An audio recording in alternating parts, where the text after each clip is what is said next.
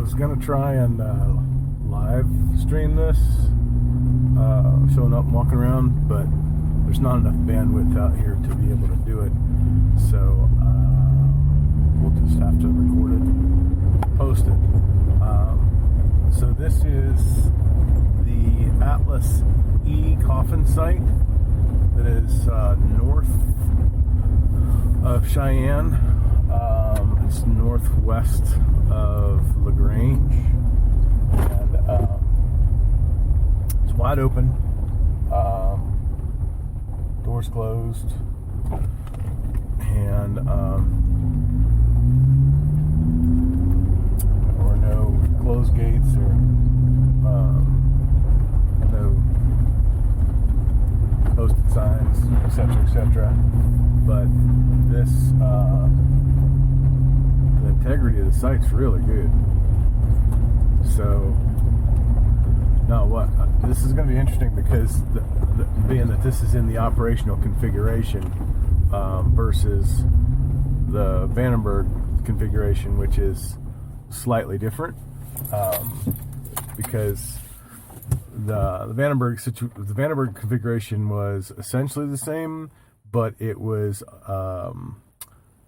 semi topside, so it didn't have the earthen berm around it like this one does,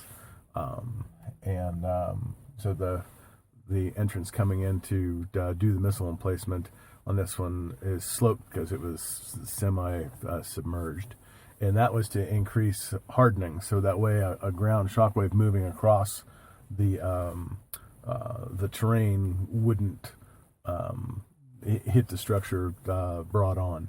So it increased the hardening capability to be able to withstand attack. So then it still wasn't enough, or they proposed that it wasn't enough, which then forced them to go to the silo version, which put it vertically in the silo, minimizing the surface area, making it much harder. But then it also had to be raised to the surface. So basically there were roughly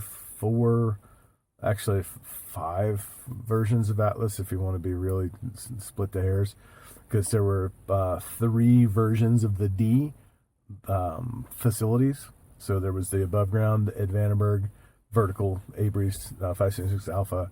Then there was the coffin at Vandenberg where the door rolled off the end. That was also deployed out in the field with the door rolling off the end.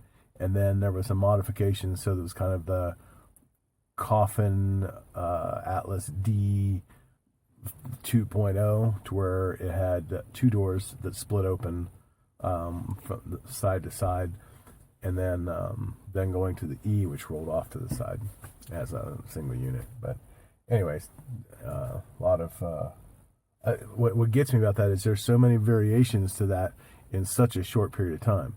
So we went from first SAC launch in September of '59 to all of these different versions of Atlas, and they were taken into service by 1965. So the amount of development and the learning curve was crazy steep. So that's kind of crazy cool. So let's just jump out here and we'll walk around. I just wanted to explain this a little bit inside the Jeep because it's windy outside. So there's that. So let's go outside.